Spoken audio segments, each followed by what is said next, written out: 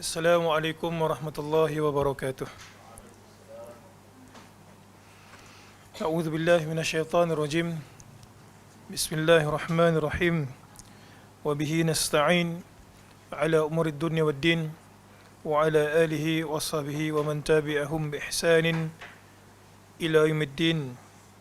Subhanaka la ilma lana illa ma 'allamtana innaka antal alimul hakim. قال رب اشرح لي صدري ويسر لي أمري واحلل عقدة من لساني يفقهوا قولي وبعد. Muslimin muslimat rahmati Allah, alhamdulillah Allah Subhanahu wa taala memberikan kita taufik, hidayah, rezeki untuk berhimpun pada malam ini bagi meneruskan perbincangan berkenaan dengan kitab Al-Kabair karangan Al-Imam Az-Zahabi.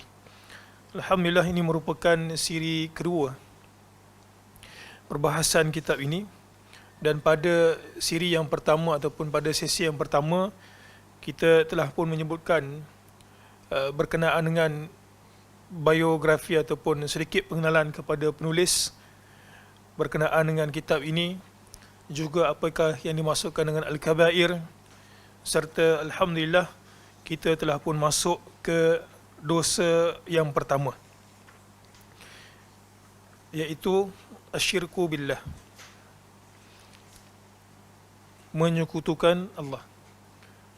Dan buku yang berada pada tangan saya dan juga muslim-muslimat itu merupakan buku Az-Zahabi yang diletakkan syarah Syekh Muhammad Ibn Salih Al-Utsaimin. Cumanya mungkin ada sebahagian yang kalau tidak membaca mukaddimah oleh penyusun, mungkin akan mendapati ataupun menyangka bahawa kitab ini disyarahkan secara langsung oleh Ibn Utsaimin. Tapi sebenarnya tidak begitu.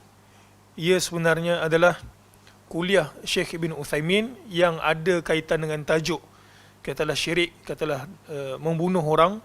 Kemudian penyusun letakkan syarah beliau pada bab yang berkaitan. Jadi dia bukan syarah direct Syekh Ibn Utsaimin terhadap buku ini, tetapi syarah yang dipetik daripada durus. Kita tahu bahawa Syekh Ibn Utsaimin ada banyak durus, ada banyak kelas-kelas, lalu diletakkan pada bab-bab yang berkaitan. Baik, kita telah pun baca ataupun bahaskan berkenaan dengan dosa besar yang pertama, iaitu syirik. Dan insya-Allah pada malam ini kita akan bermula dengan syarah Ibn Utsaimin pada muka surat 21. Muslimin muslimat rahmati Allah sekalian, pada muka surat 21 dinyatakan macam-macam bentuk syirik. Okay, ini syarah Ibn Utsaimin dalam durus beliau yang penyusun letakkan pada buku ini. Bila kita pergi sepintas lalu syarah yang diletakkan pada bab ini, kita mendapati Syekh Ibn Utsaimin menyebutkan ada empat kita sebutkan empat perkara ataupun perbuatan yang manusia lakukan termasuk dalam syirik. Baik, perkara yang pertama adalah pengagungan. Okey, pada muka surat 21. Bentuk syirik kepada Allah bermacam-macam. Di antaranya seseorang yang mengagungkan sesama makhluk sebagaimana ia mengagungkan Sang Khalik. Maksudnya dia berasa kagum, teruja bahawa si fulan itu boleh buat sekian, si fulan itu boleh buat sekian, dan itu satu perkara yang berkongsi pada sifat rububiyah Allah Ta'ala, maka itu juga termasuk dalam bentuk syirik. Hal ini dapat dilihat pada kebiasaan sebahagian para pembantu, baik pembantu orang merdeka maupun budak. Engkau dapat lihat ia sangat mengagungkan tuannya, seperti mana yang saya sebutkan. Dia berasa teruja terhadap tuannya, sehingga kan menyangka bahawa tuannya itu memiliki sifat rububiyah Allah Subhanahu wa taala. Kalaulah seperti itu, maka ia termasuk dalam kategori syirik. Baik.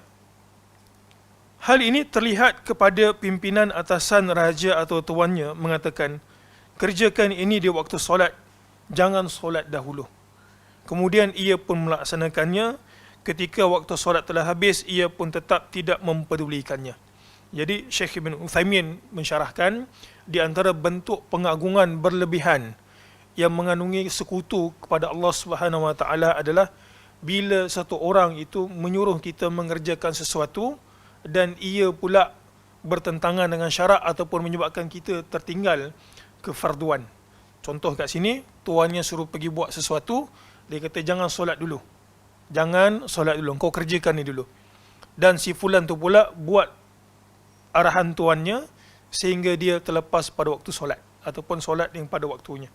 Maka itu termasuk sebahagian daripada syirik. Jadi itu satu, mengagungkan makhluk melebihi daripada Allah Ta'ala. Yang kedua, kalau kita tengok pada perenggan berikutnya itu, contoh lain bentuk menyekutukan Allah adalah di dalam hal rasa cinta. Jadi cinta boleh termasuk, dia sebenarnya cinta ni merupakan perbuatan hati. Perbuatan hati yang kita tak nampak.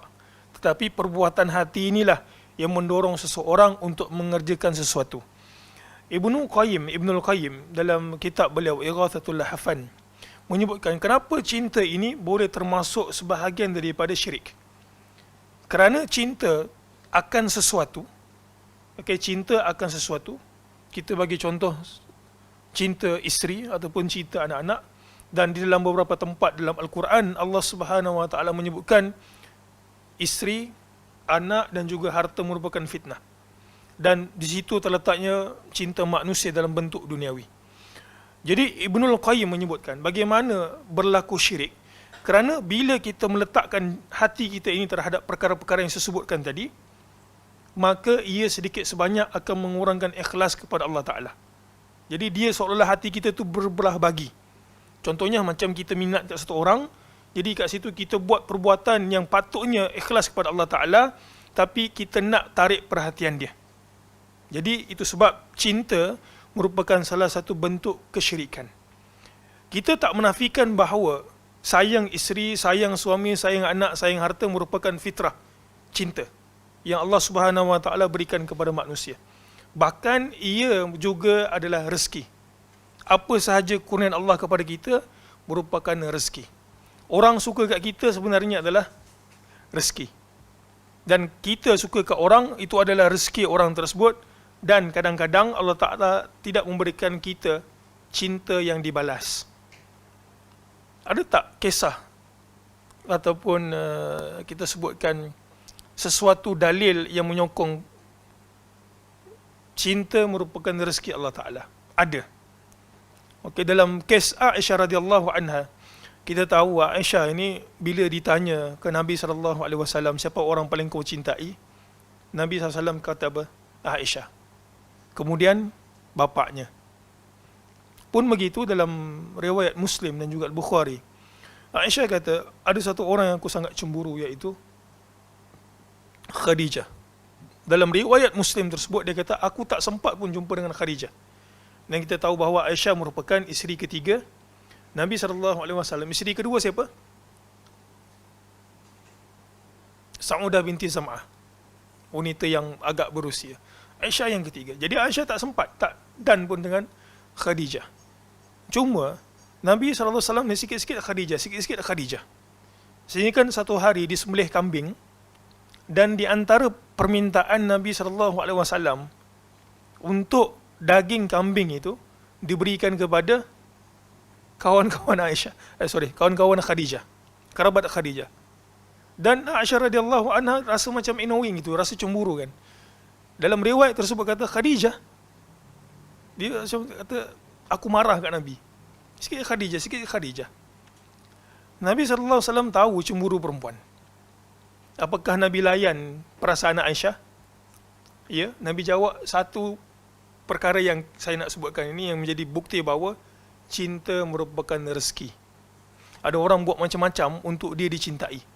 Bahkan ada sebagian orang ingat popular tu menyebabkan orang suka kat dia. Tak juga. Banyak orang popular orang benci. Tu yang apa? Pondan jadian dan sebagainya itu. Itu semua popular tapi orang tak suka, orang benci, orang laknat. Nabi SAW jawab dekat Aisyah. Kata apa? Inni qad ruziktu hubbaha. Dia kata sesungguhnya aku ini telah pun Allah Ta'ala rezekikan cinta akan dia. Jadi cinta ni muslim-muslimat sebenarnya rezeki daripada Allah Ta'ala. Ada orang buat macam-macam untuk dicintai tapi orang tak suka pun kat dia. Ada orang tak try hard tapi orang suka kat dia. Itu rezeki yang Allah Ta'ala bagi dekat satu orang yang mungkin tidak diberikan kepada orang lain. Baik, jadi cinta.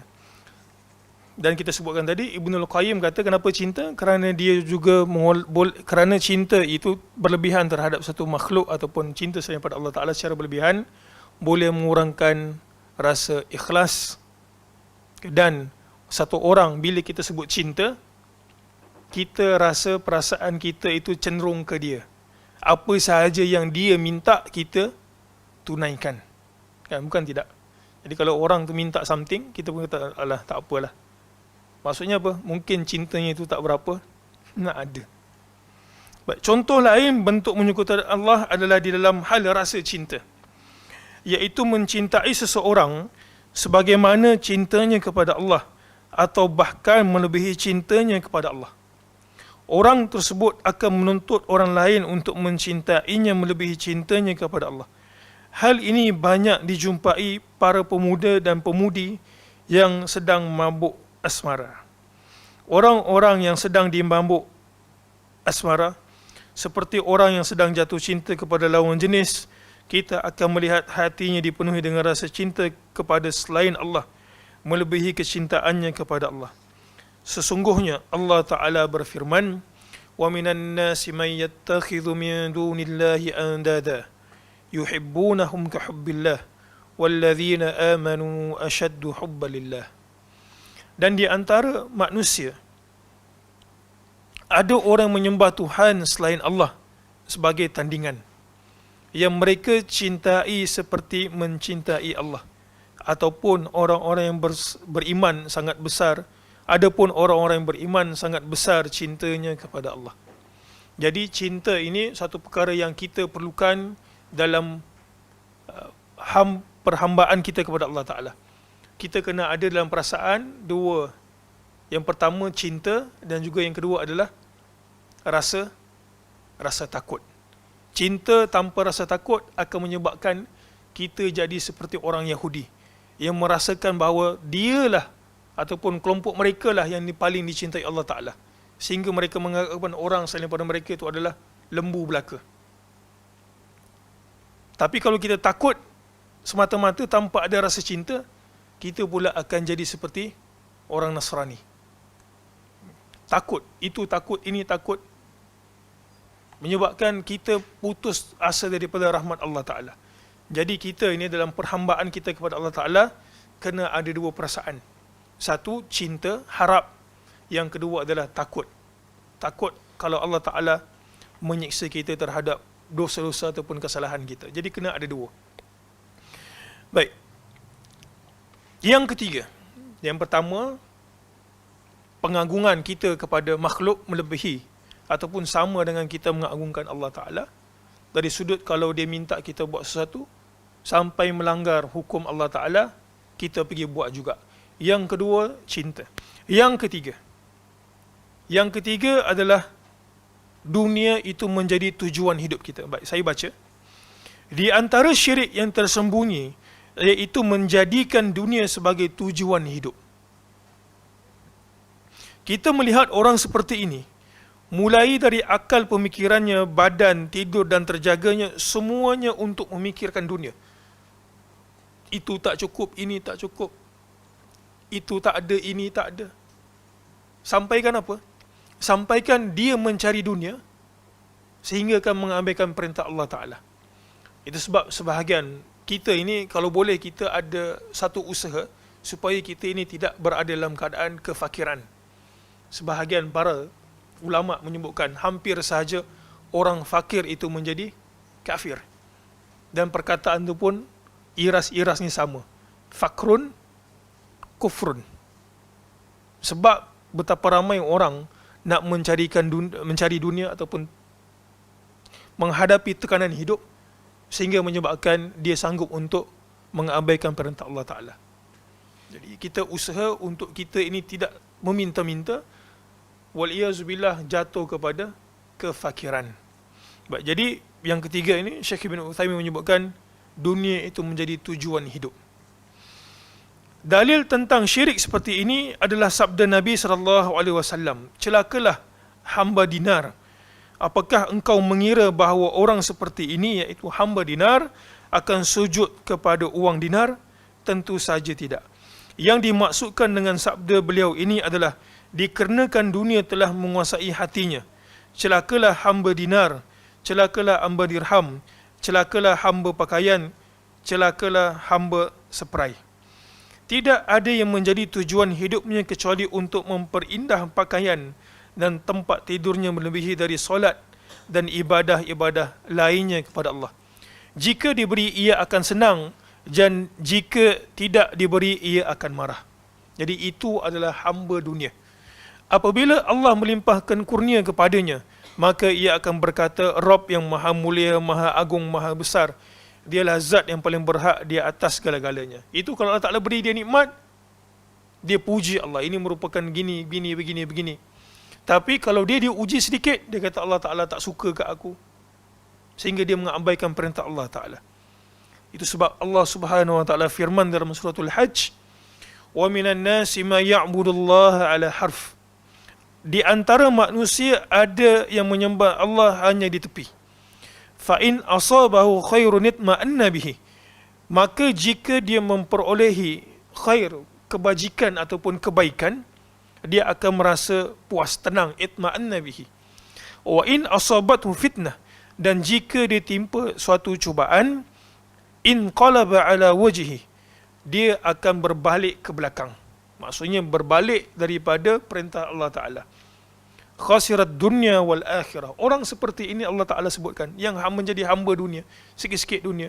Dia sikit-sikit dunia, kita memang ada kecintaan terhadap dunia.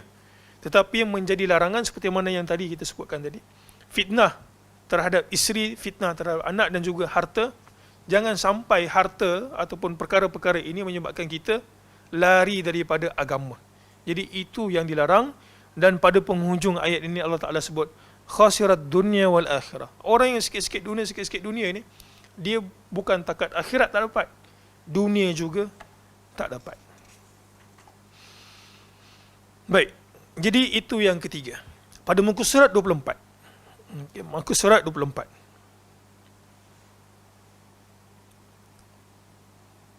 Sumpah selain daripada Allah merupakan salah satu bentuk kesyirikan. Ya, Alhamdulillah kat sini kita jarang dengar orang bersumpah. Ada sini orang bersumpah. Kadang sikit wallahi wabillahi aqsamu billah. Ada sebagian golongan, kalau saya perhatikan orang-orang Arab suka sumpah gitu. Sikit-sikit Allah, sikit-sikit apa? Wabillah, wallahi, watallahi, aqsamu billah, ahlifu billah. Sikit-sikit sumpah. Baik, sumpah itu sebenarnya apa tujuan sumpah?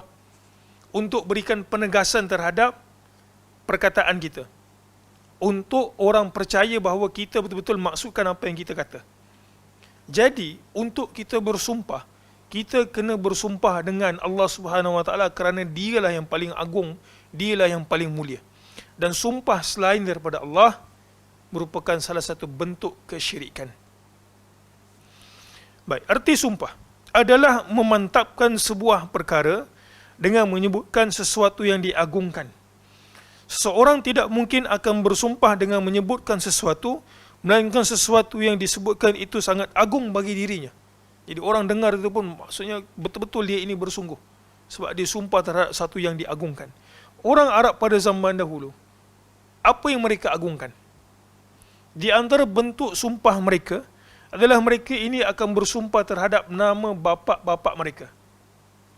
Demi ayahku Muhammad contohnya, demi ayahku Fauzi. Jadi mereka ini sumpah atas nama bapa-bapa mereka.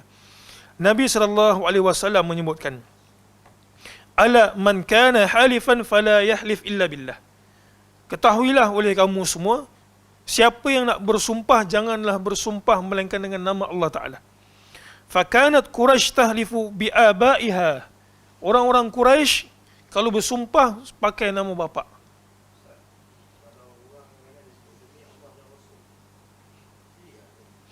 Ya. Rasul adalah manusia biasa, tapi ia tidak biasa macam kita. Apa maksudnya? Dari sudut dia itu hidup, dari sudut dia itu dia meninggal dunia, dari sudut dia pergi ke pasar, dia buat perkara-perkara manusia, dia manusia.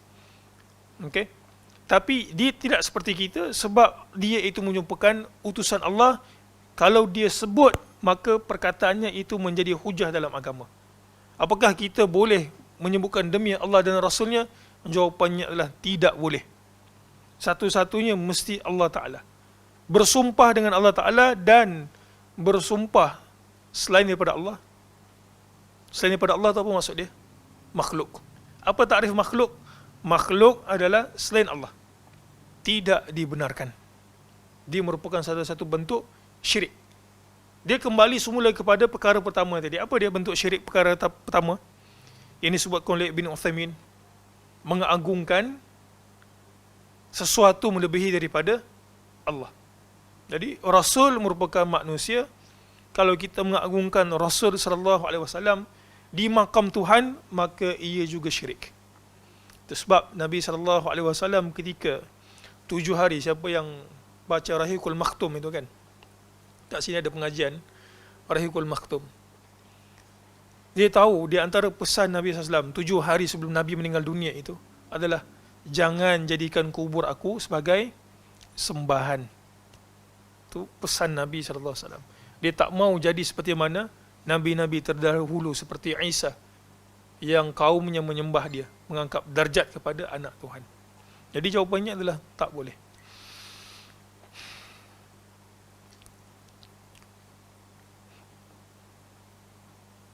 Oleh kerana itu, seseorang yang bersumpah dengan menyebutkan nama Allah terkandung sumpah atas nama-nama, nama sifatnya dan nama sifat dari sifat-sifatnya atau dengan salah satu nama dari nama-namanya. Allah Ta'ala berfirman, ayyamma tad'una fala ayyamma tad'u falahul asmaul husna. Dengan nama yang mana saja kamu dapat menyeru, kerana dia mempunyai nama yang terbaik. Bersumpah atas nama Allah ataupun sifat-sifat Allah diizinkan. Dalam hadis riwayat Abu Dawud, Nabi SAW sebut, man halafa billah, man halafa bi ghairillah faqad asyrak. Siapa yang bersumpah selain daripada Allah, maka dia telah pun melakukan kesyirikan. Wallahu a'lam. Jadi itu 4 perkara yang Syekh Ibn Uthaymin nyatakan dalam syarah yang ditempelkan pada bab ini. Syarah beliau berkenaan dengan bentuk-bentuk syirik. Baik, kita masuk ke dosa besar yang kedua. Dosa besar yang kedua pada muka surat 29. Tajuk dosa besar yang kedua ini adalah membunuh orang lain. Membunuh orang lain. Baik, kita tahu dengan sekian banyak nas agama, hadis dan juga ayat Quran, para ulama mengistinbatkan hukum, mengeluarkan hukum ataupun buat satu kesimpulan. Agama ini turun untuk menjaga 5 perkara yang kita biasa istilahkan sebagai maqasidus syariah. Tujuan agama ini diturunkan untuk menjaga 5 perkara. Yang pertama adalah agama, yang kedua adalah nyawa, ketiga adalah akal, yang keempat adalah nasab sebagai menyebutkan keturunan, yang kelima adalah untuk menjaga harta. Jadi nyawa itu berada pada yang kedua. Bahkan kita tahu satu orang yang menghadapi mudarat, tergugat nyawanya, dia boleh buat sesuatu yang bercanggah dengan syarak. Contoh, mengungkapkan kalimatul kufr apabila dia ugut bunuh. Contoh lain, makan benda yang haram ketika mana keadaan terdesak, kalau tak makan akan menyebabkan nyawa melayang. Jadi, nyawa itu merupakan satu benda yang agama jaga. Okay. Maqasid syariah itu, agama turun untuk menjaga 5 tu, salah satunya adalah nyawa. Satu, menghilangkan nyawa merupakan suatu dosa. Yang kita akan baca di permulaan ini, Imam Az-Zahabi bawakan satu ayat yang kenapa sampai ia berada pada tangga kedua. Kalau syirik, Allah Subhanahu Wa Taala kata apa? Allah Ta'ala tak akan memaafkan dosa syirik. Kalau dia mati dalam syirik, dia akan kekal dalam neraka. Dan ayat yang kita akan bacakan nanti pun menunjukkan benda sama. Kalau engkau bunuh orang, engkau akan kekal dalam neraka. Waliyazubillah. Baik, bunuh orang termasuk dalam ini. Bunuh orang lain maksudnya tanpa hak. Ada tak boleh kita bunuh dengan hak? Ada. Contohnya, kisas, dia pergi bunuh kerabat kita, maka sebagai kisasnya dia dibunuh balik. Ada peruntukan itu. Tapi bunuh saja-saja. Ataupun bunuh kaum kerabat. Yang lebih tepat adalah bunuh anak. Walaupun masih lagi ada perbahasan apakah ayahnya itu akan dibunuh balas ataupun dia kena ta'zir. Ala kulli hal, Allah Subhanahu Wa Taala dalam beberapa tempat dalam Al-Quran kata itu merupakan dosa besar. Bunuh anak. Kerana apa? Satu, orang Arab malu dengan perempuan. Yang kedua, mereka takut rezeki mereka itu diambil oleh anak. Dan yang ketiga, bunuh orang, bunuh kerabat, ataupun bunuh anak. Yang ketiga apa dia? Bunuh diri sendiri. 3 bentuk pembunuhan ini, Islam larang dan juga tegah sama sekali. 3 tu.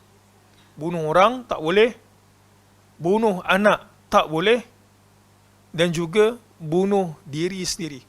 3 perkara ini, biasanya kalau kita sebut bunuh, dosa bunuh dalam syarak, 3 benda ni. Baik. Bunuh orang, dosa besar yang kedua. Selepas syirik, kenapa? Sebabkan ayat ini.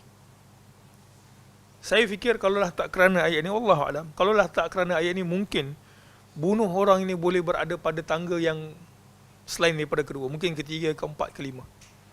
Tapi dia berada pada tangga kedua disebabkan firman Allah Ta'ala.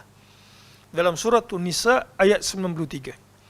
وَمَنْ يَقْتُلْ مُؤْمِنًا مُتَعَمِّدًا فَجَزَاؤُهُ جَهَنَّمُ خَالِدًا فِيهَا وَغَضِبَ اللَّهُ عَلَيْهِ وَلَعَنَهُ وَأَعَدَّ لَهُ عَذَابًا عَظِيمًا. Barang siapa yang membunuh mukmin, mukmin muta'ammidan secara sengaja. Kerana bunuh ni kita ada 3 jenis bunuh. 1, muta'ammidan secara sengaja. Yang kedua adalah syibhu amdin, macam sengaja. Pernah dengar ni? Macam sengaja, pernah kan? Sengaja, macam sengaja. Yang ketiga adalah tidak sengaja. Boleh faham Ada beza ke sengaja dengan macam sengaja? Ataupun tak sengaja dengan macam sengaja, ada beza tak? Sama je Ustaz. Ada beza. Apa bezanya? Tak sengaja dan macam sengaja.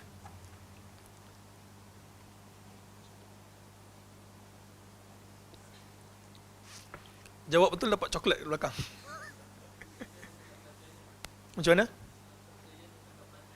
Tak ada perancangan. Itu macam, kalau perancangan bunuh tu sengaja tu. Apa beza macam sengaja dan juga tak sengaja?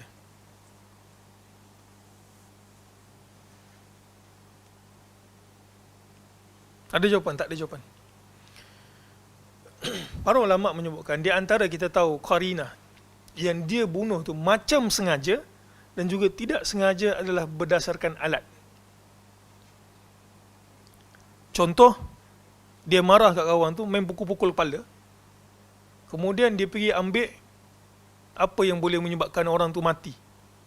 Tapi dalam masa sama dia bukan alat untuk mematikan. Dia pergi ambil batang besi. Dia geram kat kawan tu, kawan tonyok kepala dia. Dia ambil batang besi tu, dia pukul gitu kan. Sebab marah. Dia pergi pukul. Sebab marah dan alat tu pula boleh membunuh.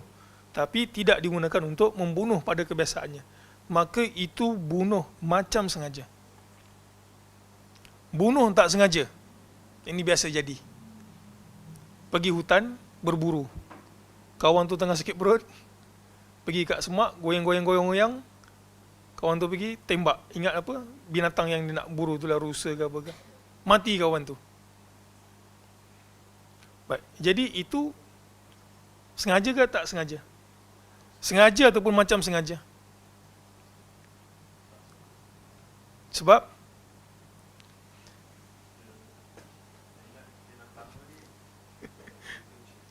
ya, niat salah satunya. Okay. Baik. Jadi 3. Sengaja, macam sengaja dan juga tidak sengaja. Allah Ta'ala sebut dalam surah An-Nisa 93 ni, yang menjadi ini tangga kedua dosa besar. Fajaza'uhu, maka balasannya Jahannam. Kemudian selepas perkataan Jahannam tu, Allah Ta'ala kaitkan pula keadaan dia duduk kat dalam Jahannam tu. Khalidan fiha, dan dia khulud di dalamnya. Jadi dia sama macam dosa syirik, yang Allah Ta'ala tak akan keluarkan dia daripada dalam api neraka tu. Wa ghadiballahu alaihi, dahlah duduk dalam neraka, Allah Ta'ala murka kat dia, dah kena murka. Wa la'anahu, dan dia itu dilaknat. Wa a'adda lahu 'adzaban 'azima, dan Allah Ta'ala akan sediakan untuk dia azab yang sangat pedih. Macam mana kita nak faham ayat ni?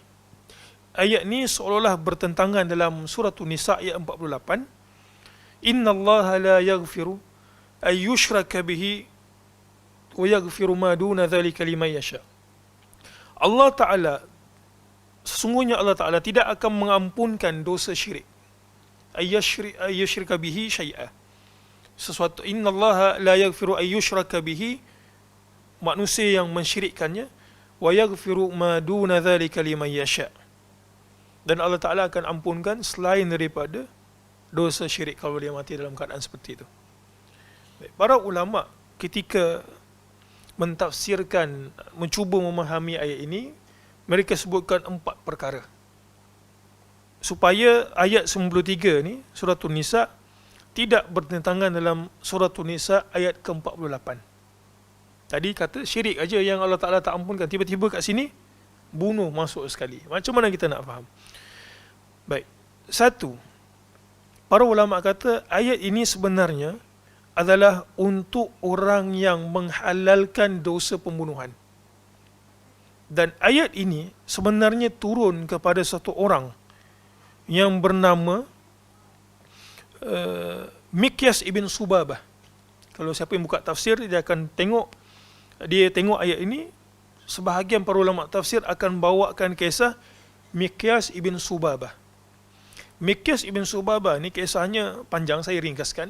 Dia ada saudara nama Hisham. Dan Hisham ni pula mati dibunuh dekat Bani Najjar. Akhirnya Mikyas ibn Subabah ni mengadu dekat Nabi SAW. Dia punya saudara Hisham ibn Subabah mati dibunuh.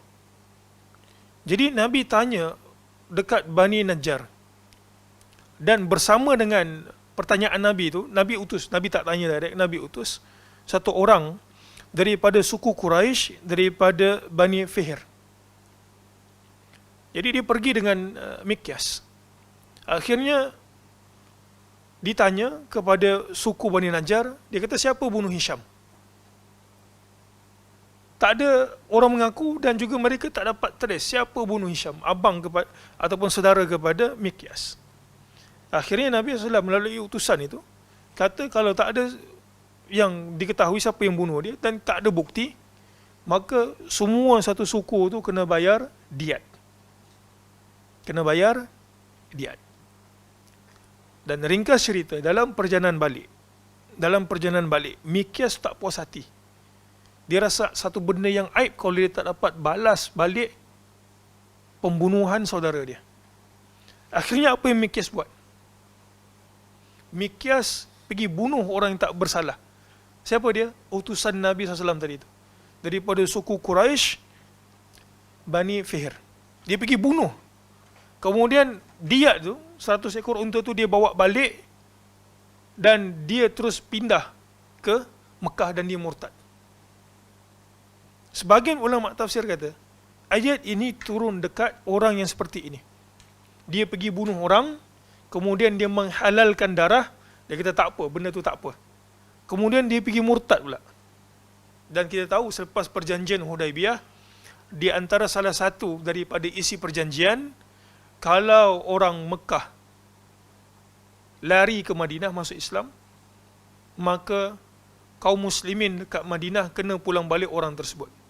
Ataupun ada yang murtad, ataupun ada yang murtad lari ke Madinah, lari ke Mekah, maka orang Mekah tak perlu pulang balik semula orang tu dekat penduduk Madinah. Maksudnya kalau Mekah tu ada orang masuk Islam, lari ke Madinah, orang Madinah kena pulang balik. Tapi kalau orang Madinah murtad, lari ke Mekah, orang Mekah tak perlu pulang balik. Jadi kes ini jadi dekat Mikes ibn Subabah. Dia lari ke Mekah dan Nabi SAW tak boleh buat apa. Sebab itu merupakan salah satu daripada isi perjanjian Hudaibiyah. Dan ayat ini para ulama tafsir sebutkan turun dekat Mikes.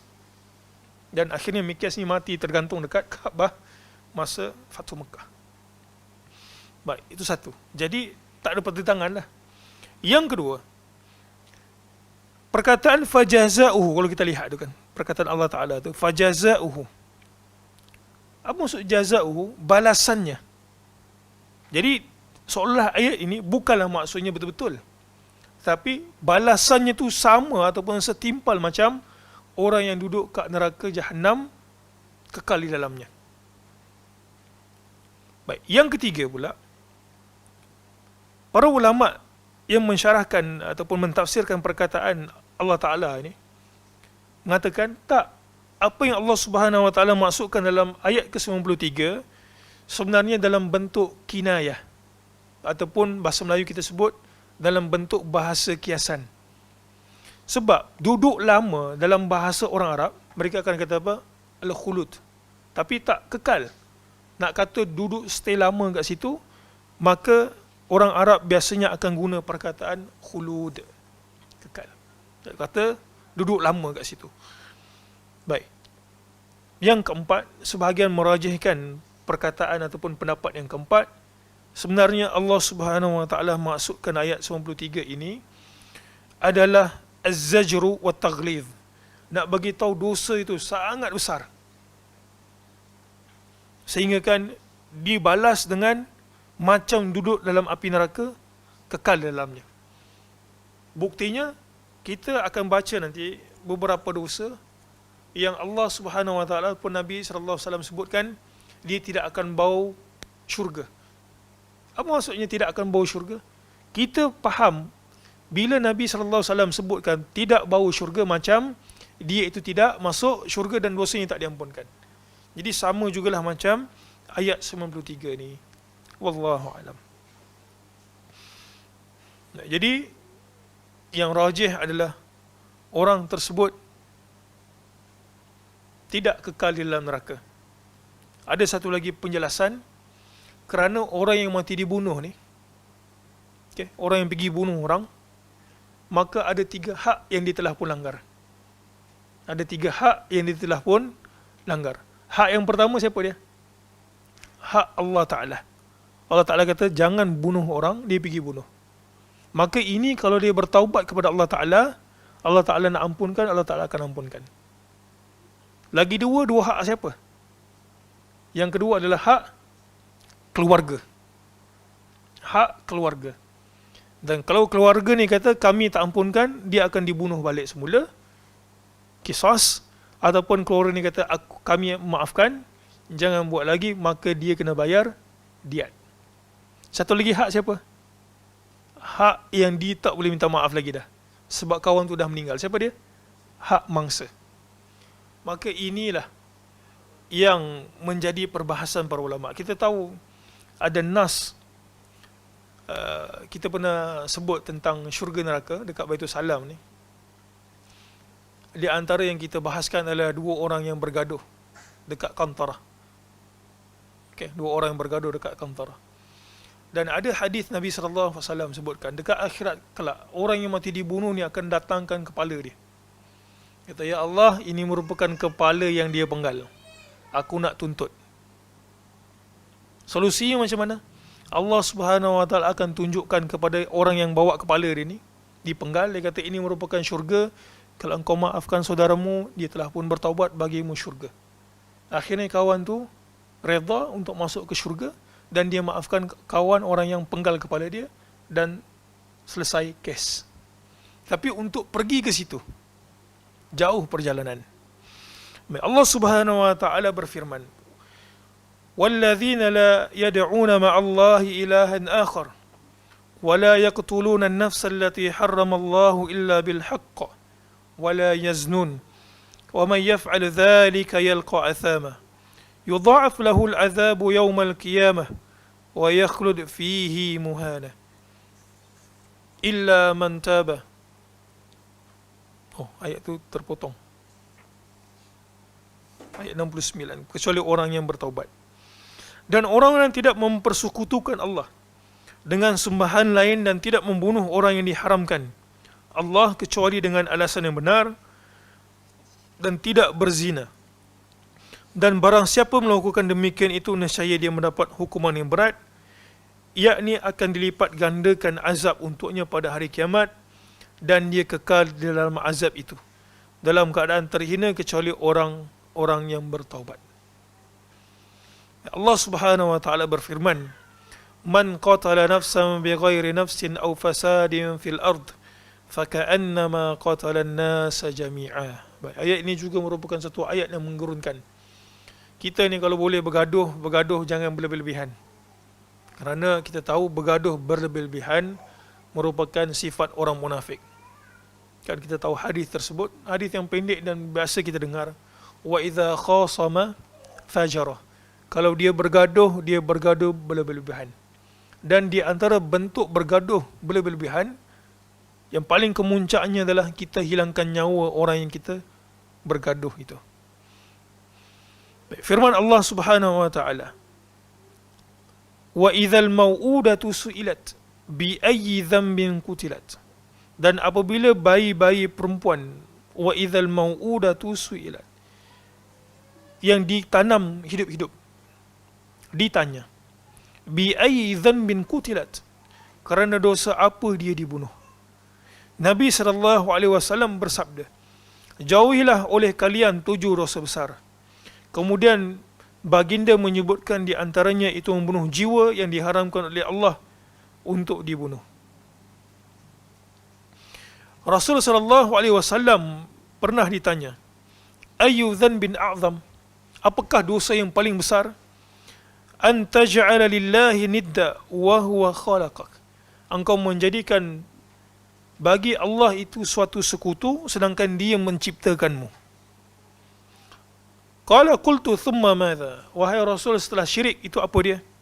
An taqtula waladak khasyata ay yat'ama ma'ak, engkau bunuh anakmu kerana takut ay yat'ama ma'ak, dia akan makan bersama denganmu. Makan bersama denganmu maksudnya apa? Dia akan ambil rezekimu. Sedangkan anak tu datang ataupun lahir dengan rezeki yang Allah Ta'ala tetapkan. Kita lahir kat dunia ni pun dengan rezeki yang Allah Ta'ala tetapkan. Kita tak akan makan rezeki orang lain. Qala qultu thumma madha? An tuzani halila ta'jarik, engkau berzina dengan isteri jiranmu. Waliyazubillah. Nabi SAW bersabda, idzal taqal muslimani bisayfayhima, kalaulah 2 orang muslim bertempur, bertemu pedang, laga pedang,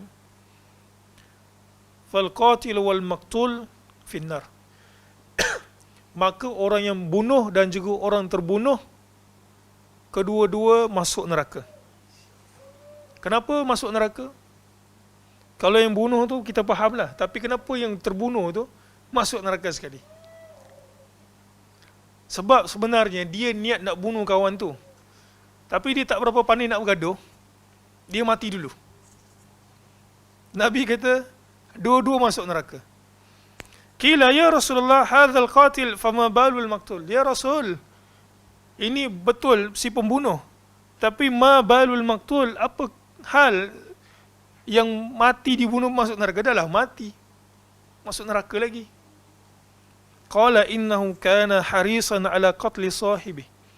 Kerana sebenarnya dia juga adalah ada keinginan kuat untuk bunuh saudaranya. Tapi dia tak pandai mana, dia mungkin tak masuk martial art ke apa, dia kalah, mati.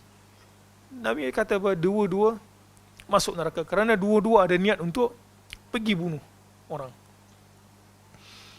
Baik, Nabi SAW bersabda, "La yazalul mar'u fi fushatin min dinih ma lam yatanadda bidamin haram." Akan sentiasalah seseorang itu fi fushatin min dinih, berada dalam fushah maksudnya adalah si'ah, kelapangan dalam agamanya. Malam yatanadda bidamin haram, selagi mana dia tidak menumpahkan darah yang haram. Apa maksudnya? Seorang mukmin itu akan sentiasa berada dalam keluasan agama, melainkan kalau dia pergi tumpahkan darah. Apa maksudnya keluasan agama? Apa yang Nabi SAW maksudkan dalam hadis ini? Maksudnya muslim-muslimat, kita ini sebagai mukmin akan ada, kita tu punya kegelinciran. Kadang-kadang kita buat dosa itu, kadang-kadang kita buat dosa ini. Betul? Nabi SAW kata, masih lagi berada dalam benda yang kita boleh selesaikan dengan kafarah ataupun buat something. Kalau lah kita tak bayar zakat, kita taubat, kita bayar zakat. Kita tak solat, bertahun-tahun kita taubat, kemudian kita solat dan kita perbanyakkan solat sunat, masih lagi boleh. Tapi kalau kita bunuh orang, macam saya sebutkan tadi, ada 3 hak yang kita kena selesaikan. Paling tidak hak yang terakhir itu kita tak lepas dekat dunia. Kita kena pergi jumpa dia dekat akhirat. Itu pun kalau dia maafkan ataupun kita tak masuk ke dalam neraka. Waliyazubillah. Itu sebab Nabi kata apa? Seorang hamba Allah Ta'ala itu, Muslim, dia masih lagi berada dalam keluasan agama. Dia buat dosa, dia ada kafarah, ada taubat, selagi mana dia tak mati. Kecuali kalau dia pergi bunuh orang, dada dia akan rasa sempit. Dia kena tanggungjawab depan Allah Ta'ala. Katalah kalau keluarga, mak bapak dia maafkan, macam mana pula dengan adik dia? Macam mana pula dengan, katalah suami dia, kita pergi bunuh suami dia, macam mana kita nak jumpa tu? Kita rasa malu gitu. Itu sebab fi fushatin min dini, masih lagi berada dalam keluasan agama. Dada tu masih lagi lapang. Bukanlah maksudnya buat dosa dada lapang, tak. Tapi ada peruntukan yang kita boleh kafara, kita boleh istighfar, kita boleh taubat. Kecuali bunuh orang, kita tak boleh minta maaf kat dia sebab dia dah mati dah. Nabi SAW bersabda, "La tarji'u ba'di kuffara, yadribu ba'dukum riqaba ba'd."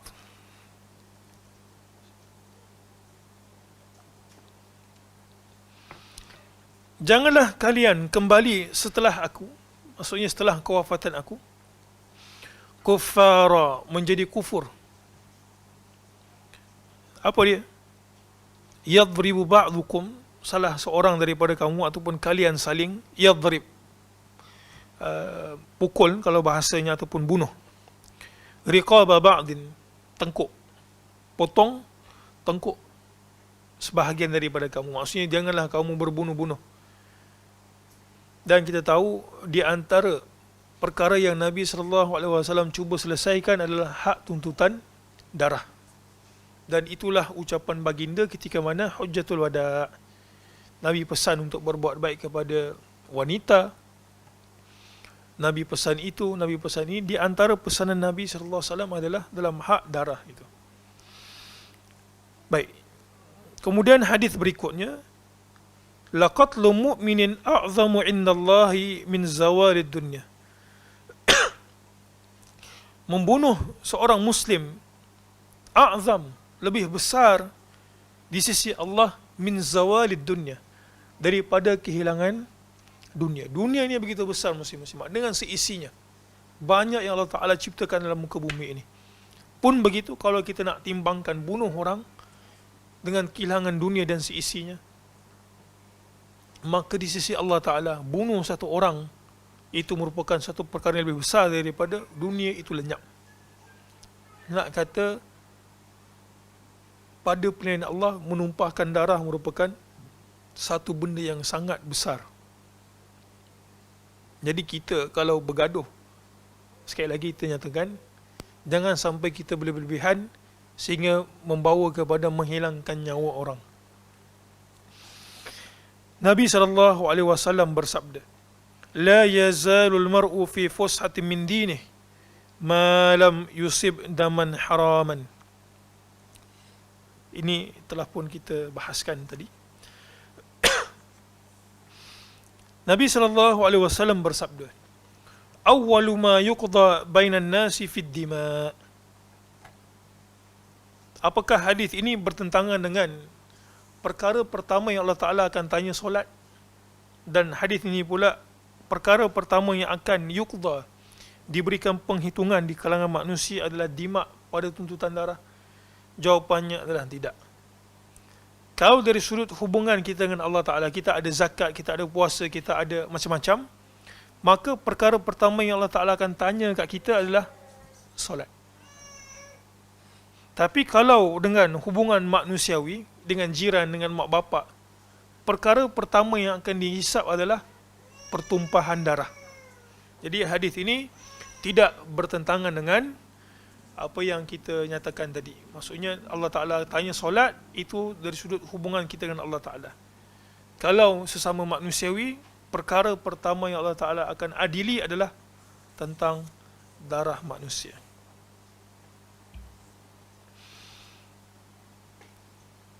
Baik. Nabi SAW bersabda, saya potong sikit hadis kat atas lebih kurang maksudnya.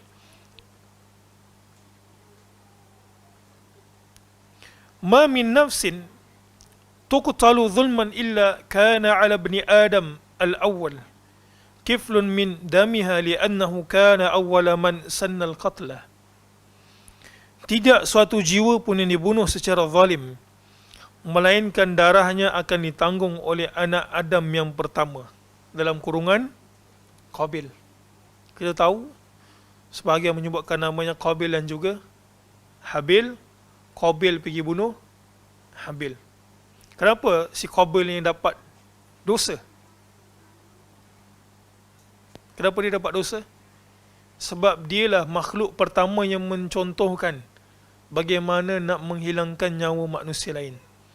Maka setiap kali pembunuhan berlaku dekat dunia ni, saham tu dah akan dapat dekat salah seorang daripada anak Adam, iaitu Qabil.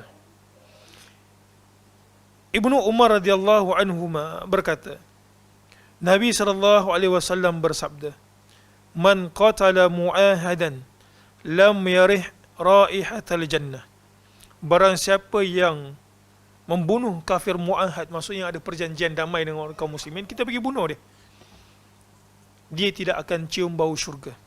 Wa inna rihaha, dan sedangkan bau syurga itu tujadu min masiratin arba'ina aman, boleh didapati dengan perjalanan 40 tahun. Tak sampai lagi pun 40 tahun, perjalanan sejauh itu, bau syurga telah pun dihidu. Nak kata jauh sungguh dia itu dengan syurga, kalau dia pergi bunuh orang. Baik. Hadis tadi itu, yang hadis Qabil itu, ada sedikit pengajaran. Pengajarannya apa? Kita ni, kalau boleh jangan tunjukkan satu dosa yang akan menyebabkan orang lain ikut kat kita.